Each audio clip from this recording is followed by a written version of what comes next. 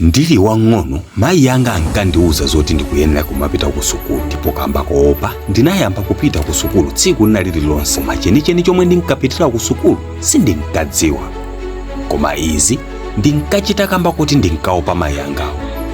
Ndili ku sukulu ndinapezako chinthu chimodzi chomwe sichinkandisangalatsa: kupisira.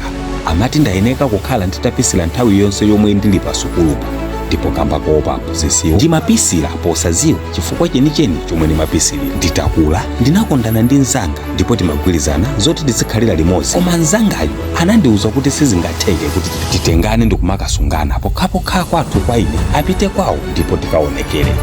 Izi zinali choncho ngakhale kuti awirife tinali ndi mgwirizano wolimba, ndipo ndinapitadi kuonekera kamba koopa kuluza mnzangayo. Koma chenicheni chomwe ndinkapitira kwawo ndi akwathu sindinachione, ndipo tinatengana.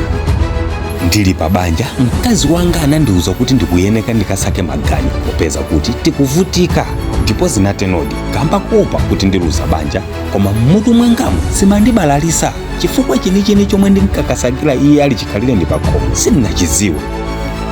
Koma lerono ndinayamba kudziwa chifukwa chenicheni chomwe ndimangotsata zinthu akandiwuza ngakhale sizimandisangalatsa kuteno. Malamulo. Lamulo ndi chida champhamvu kuposa chida china chilichonse m'moyo uwu. Mayi yanga ankandiwuza kuti ndizipita ku sukulu, ndipo lero ndimadziwa kuti chomwe ndimapitira ku sukulu sikuopa mayi yanga ayi, koma lamulo lomwe iwo anayika pakhomo pawo. Ndinkapisira tsiku lina lililonse ku sukulu osati kamba koopa mphunzitsi, koma lamulo lomwe mphunzitsiyu ankaligwiritsa ntchito pa sukulupa. Ndinkapita kosaka mkazi wanga ali chikhalire osati chifukwa choti ndinkaopa kuluza banja ayi, koma kamba kuti ndi lamulo lake kuti mamuna ndiye muyang'aniri wa banja. Lamulo ndi chida champhamvu kuposa chida china chilichonse chomwe mungaganize m'moyo muno. Kamba koopa lamulo, mwana wa bwana amatha kutuma munthu mkulukulu zinthu zopepera. Wa polisi mmodzi wa zaka 20 amatha kumanga anthu akuluakulu 5.